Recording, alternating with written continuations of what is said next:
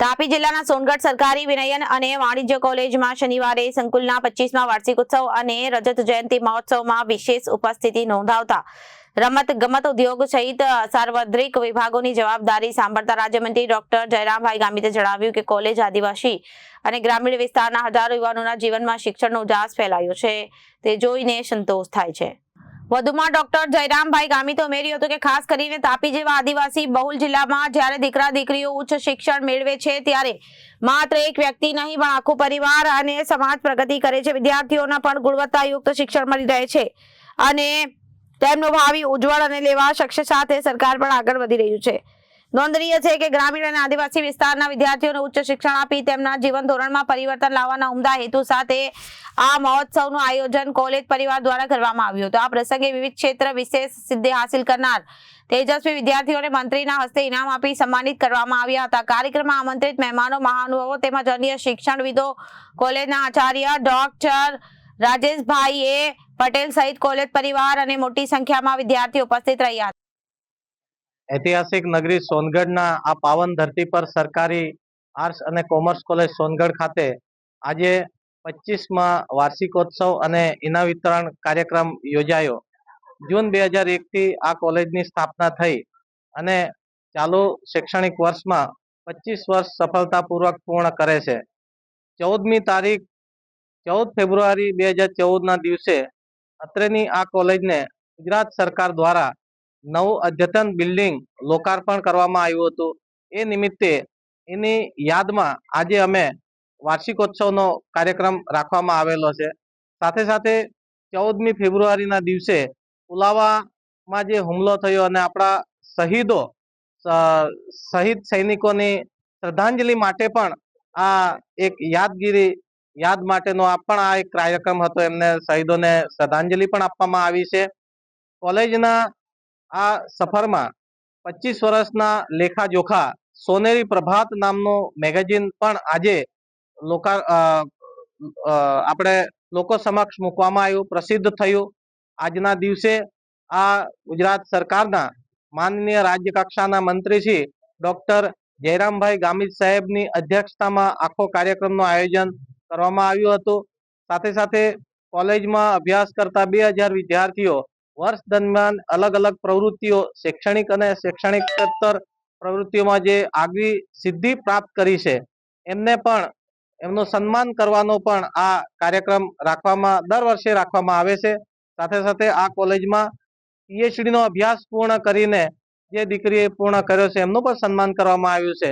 તો દર વર્ષની જેમ આ વર્ષે પણ, પરંતુ આ વર્ષ ખાસ હતું, રજત જયંતિ હતી અને 14 તારીખે જે આ નવું બિલ્ડિંગ કોલેજનું સરકારી આર્ટ્સ કોમર્સ કોલેજ મળ્યું છે તો એ નિમિત્તે ખાસ અમે આ દિવસ પસંદ કરવામાં આવ્યો હતો અને તમામ વિદ્યાર્થીઓએ ઉત્સાહભેર ભાગ લઈ અને સમગ્ર કાર્યક્રમને સફળ બનાવ્યો હતો। આ વખતે જે વિદ્યાર્થીઓ વિદાય લઈ રહ્યા છે કે કંઈક નવો અભ્યાસ આ વર્ષે પહેલું વર્ષ એવું હશે જેમાં વિદ્યાર્થીઓ વિદાય નહીં લેશે। એનું કારણ એ છે કે NEP 2020 અંતર્ગત આપણું કોલેજનો 4 વર્ષનો સમયગાળો થઈ ગયો છે।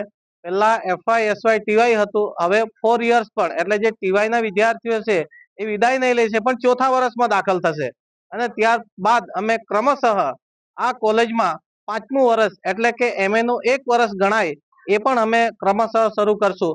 તો આ આદિજાતિ વિસ્તારના વિદ્યાર્થીઓ માટે આ કોલેજ એક શિક્ષણનું વિદ્યાધામ થઈ રહે એના માટેના અમારા સતત પ્રયત્નો છે, જેના માટે રાજ્ય સરકાર, યુનિવર્સિટી, ગામના આજુબાજુના આગેવાનોનો ખૂબ સારો સહકાર અને સહયોગ મળી રહે છે। તો હવે પછીના દિવસોમાં આ કોલેજમાં જે વિદ્યાર્થી પહેલા વર્ષમાં દાખલ થશે તો MA ની ડિગ્રી લઈને જ આ કોલેજમાંથી બહાર પડશે એવું આયોજન ઉચ્ચારનું ભવિષ્યનું અમે કરી લીધું છે। હું Gamit Silvan arts and commerce college સોનગઢનો વિદ્યાર્થી છું। અત્યારે હું અહીં TYમાં છું અને મારો મેઇન સબ્જેક્ટ છે ઇંગ્લિશ। આમ તો દર વર્ષે અમારી કોલેજમાં વાર્ષિક મહોત્સવ ઉજવવામાં આવે છે, પરંતુ આ વખતે કંઈક અલગ થઈ રહ્યું છે। અમારા માટે ખૂબ ગર્વની વાત છે કે આ વર્ષે અમારી કોલેજના 25 વર્ષ પણ પૂર્ણ થયા છે અને એક તો અમારું જે ઓનર્સ જે આવ્યું છે નવું, અમને કોઈ બીજી કોલેજમાં ના જવું પડે, પરંતુ અમે આ જ કોલેજમાં રહીને અમે MA સુધી ભણી શકીએ આવી અમને તક મળી છે। તો આ બદલ અમારા પ્રિન્સિપલ સર તમામ સ્ટાફ લોકોનો પણ ખૂબ ખૂબ આભાર કે અમને આવી તક આપવામાં આવી છે। મારું નામ ગામિત વિશ્વાબેન સુરેશભાઈ ગામિત છે. હું ગામડામાંથી આવું છું સોનગઢ સરકારી કોલેજમાં ભણવા માટે, અને હું ટીવાય બીએ સોશિયોલોજી વિષયની વિદ્યાર્થીની છું. અને હાલ હું ટીવાયમાં છું, તો એ લોકો એક્ઝિટ થવાના છે.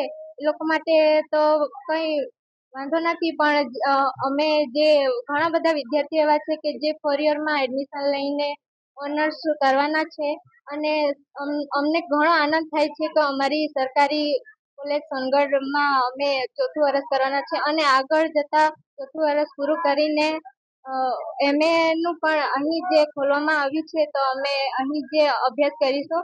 કારણ કે ઘણા બધા વિદ્યાર્થીનીઓ એવી છે કે જે શહેરોમાં જઈને ભણી શકતી નથી. એ લોકોના માતા પિતાની આર્થિક પરિસ્થિતિઓ સારી ન હોય, અને એના માતા પિતાને પણ ઘણો ડર હોય કે દીકરી છે એ શહેરમાં જઈને ભણશે કે એમ કરશે, અને ભણશે તો એ લોકોને એવા લોકો મળશે કે જે એને હેરાન કરશે, રાતના આવવા જવાનું, હોસ્ટેલમાં રહેવાનું, એવી ડર હોય છે. તેથી અમને ઘણો આનંદ થાય છે કે અમે સોનગઢ કોલેજમાં એડમિશન લઈને અહીં જે 4 યર પણ કમ્પ્લીટ કરીશું, અને MA નું પણ અહીં ભણતર પૂરું કરીને આગળ વધશું. અને ડૉક્ટર R.A.